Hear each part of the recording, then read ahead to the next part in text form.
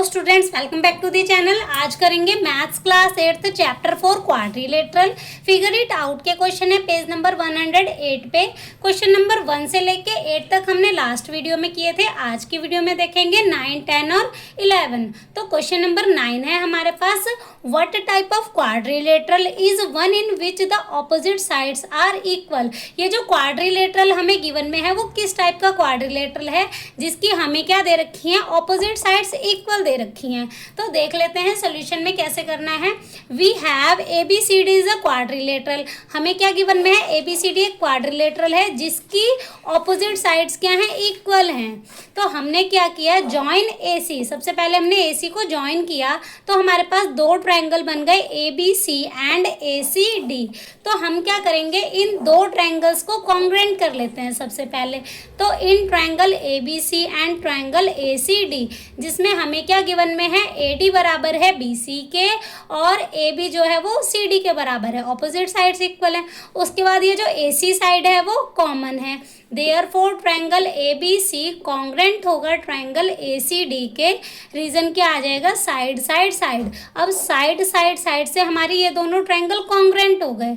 तो हमने यहाँ पे एंगल्स की नेमिंग करी है 1, 2, 3, 4। तो जो एंगल 1 है वो 3 के बराबर होगा और एंगल 2 जो है वो 4 के बराबर होगा। रीजन क्या आएगा, CPCT। CPCT का मतलब क्या होता है, corresponding parts of congruent triangles are equal.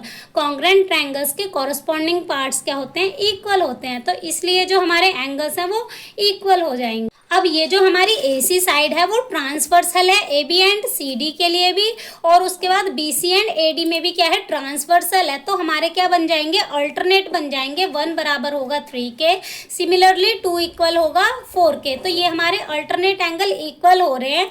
Therefore lines AB parallel होगी CD के एंड BC पैरेलल होगी AD के।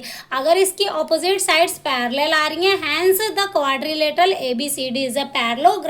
तो जो भी हमारा गिवन क्वाड्रिलेटरल है वो क्या होगा, एक पैरेललोग्राम होगा। तो क्वेश्चन नंबर 9 कंप्लीट हो जाता है हमारा। अब नेक्स्ट क्वेश्चन नंबर 10 है, will the sum of the angles in a quadrilateral such as the following one also be 360 degree. क्या ये जो हमारा क्वाड्रिलेटरल है इसके चारों एंगल्स का सम 360 डिग्री है। तो हमें आंसर जस्टिफाई करना है। तो सॉल्यूशन देख लेते हैं। In the given quadrilateral join BD। जो भी हमें गिवन क्वाड्रिलेटरल है हमने उसमें क्या किया, BD को ज्वाइन किया। अब हमारे पास दो ट्रायंगल बन गए, एक ABD एंड दूसरा BCD। इन ट्रायंगल ABD में सबसे पहले हमने कौन सा ट्रायंगल लिया, ABD। हमने यहाँ पे एंगल्स की नेमिंग कर दी। यहाँ पे हमने ज्वाइन किया BD को, तो यहाँ पे दो एंगल्स बन गए D पे, 1 और 2 नेम कर दिया इसका।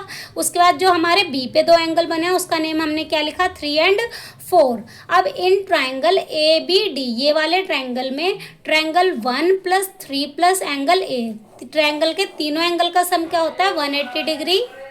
तो इन ट्रायंगल ABD में angle 1 + angle 3 + angle A = 180 degree angle sum property. Same as it is triangle BCD में भी हमारा एंगल 2 + एंगल 4 + एंगल CB कितना होगा, 180 डिग्री एंगल सम प्रॉपर्टी। हमने ये इक्वेशन 1 ले ली और ये वाली इक्वेशन 2 ले ली। अब एडिंग इक्वेशन 1 एंड 2, हम क्या कर रहे हैं, इक्वेशन 1 एंड 2 को ऐड कर लेते हैं। तो इक्वेशन 1 के हमारे तीनों एंगल्स लिख लिए, उसके बाद इक्वेशन 2 के भी हमारे तीनों एंगल्स को ऐड कर लेते हैं। अब 1 में एंगल 2 प्लस करेंगे तो हमारा क्या बनेगा, एंगल D बनेगा, एंड 3 में 4 को प्लस करेंगे तो एंगल B बनेगा, angle A as it is और angle C as it is. अब चारों ही एंगल को प्लस करके हमारा क्या आ जाएगा, 360 डिग्री, क्योंकि इन तीनों का सम 180 था और इन तीनों का सम भी 180 था। तो सभी को प्लस करके क्या आ जाएगा, 360 degree. Therefore sum of angles of the quadrilateral ABCD is 360 degree. तो क्वेश्चन नंबर 10 भी हमारा कंप्लीट हो गया। अब नेक्स्ट क्वेश्चन नंबर 11 है, इसमें हमें ट्रू फॉल्स बताना है एंड आंसर जस्टिफाई करना है। फर्स्ट पार्ट हमारे पास है, a quadrilateral whose diagonals are equal and bisect each other must be a square. अब एक क्वाड्रिलेटरल है जिसके डायगोनल्स की लेंथ इक्वल दे रखी है and bisect each other must be a square. तो क्या वो हमारा स्क्वायर होगा, इसका आंसर हमारा आ जाएगा फॉल्स। अब रीजन क्या है, a quadrilateral whose diagonals are equal. अगर कोई क्वाड्रिलेटरल जिसके डायगनल्स इक्वल हैं, तो डायगनल्स तो हमारे रेक्टेंगल में भी इक्वल होते हैं, स्क्वायर में भी, बट स्क्वायर की प्रॉपर्टीज क्या होती हैं, इसकी चारों ही साइड्स क्या होनी चाहिए, इक्वल होनी चाहिए, बट इसमें हमें ऐसा कुछ भी शो नहीं हो रखा है, तो हम इसका आंसर लिखेंगे false. A quadrilateral whose diagonals are equal and bisect each other is a rectangle, तो वो हमारा क्या हो जाएगा, रेक्टेंगल हो जाएगा। अब नेक्स्ट सेकंड पार्ट है, a quadrilateral having 3 right angles must be a rectangle. एक क्वाड्रिलेटरल है जिसके 3 एंगल्स हमें कितने गिवन में है, 90 डिग्री के दे रखे हैं, तो जो फोर्थ एंगल होगा वो भी हमारा क्या होगा, 90 डिग्री का ही होगा, क्योंकि अगर हमारे 3 एंगल्स 90 डिग्री के हैं तो लास्ट हमारा फोर्थ भी कितना होगा, 90 डिग्री का ही होगा, तो इसका आंसर हमारा आ जाएगा true. 3 right angles forces the fourth to be right angle, जो फोर्थ एंगल होगा वो भी हमारा राइट एंगल होगा।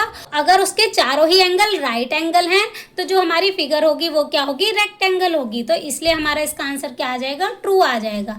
अब नेक्स्ट थर्ड पार्ट है, a quadrilateral whose diagonals bisect each other must be a parallelogram, तो इसके आंसर में हमारा आ जाएगा true. If the diagonals bisect each other then it is sufficient to prove that the quadrilateral is parallelogram, ये बताने के लिए सफिशिएंट है कि वह पैरेललोग्राम है, तो इसका आंसर हमारा क्या आ जाएगा, ट्रू आ जाएगा। अब नेक्स्ट फोर्थ पार्ट है, a quadrilateral whose diagonals are perpendicular to each other must be a rhombus. एक ऐसा क्वाड्रिलेटरल जिसके डायगनल्स बाइसेक्ट करते हैं परपेंडिकुलर पे, क्या वो हमारा रोम्बस होगा, तो इसका आंसर आ जाएगा false. A rhombus also requires its diagonals bisect each other in addition to being perpendicular, जो हमारे डायगनल्स होने चाहिए वो बाइसेक्ट होने चाहिए ईच अदर, हमें क्या गिवन में है कि वो परपेंडिकुलर है, तो इसका आंसर हमारा क्या आ जाएगा, फॉल्स। अब नेक्स्ट फिफ्थ पार्ट है, a quadrilateral in which the opposite angles are equal must be a parallelogram. एक क्वाड्रिलेटरल जिसके ऑपोजिट एंगल्स इक्वल होंगे, क्या वो हमारा पैरेललोग्राम होगा, इसका आंसर आ जाएगा true. Opposite angles are equal then it is a parallelogram, अगर हमारे ऑपोजिट एंगल इक्वल हैं तो हमारी फिगर पैरेललोग्राम होगी। अब नेक्स्ट सिक्स्थ पार्ट है, a quadrilateral in which all the angles are equal is a rectangle. एक क्वाड्रिलेटरल जिसके सभी एंगल्स इक्वल हैं तो क्या वो हमारा रेक्टेंगल होगा, इसका भी आंसर हमारा ट्रू आ जाएगा, बिकॉज अगर चारों ही एंगल्स इक्वल हैं तो अगर हम एक एंगल निकालेंगे तो हमारा कितने का आएगा, 90 डिग्री का आएगा, अगर उसके चारों ही एंगल 90 डिग्री हैं देयरफॉर वो हमारी फिगर क्या होगी, रेक्टेंगल होगी, तो इसका आंसर भी हमारा क्या आ जाएगा, ट्रू आ जाएगा। अब नेक्स्ट सेवेंथ पार्ट है, आइसोसेलियस ट्रेपेजियम आर पैरेललोग्राम।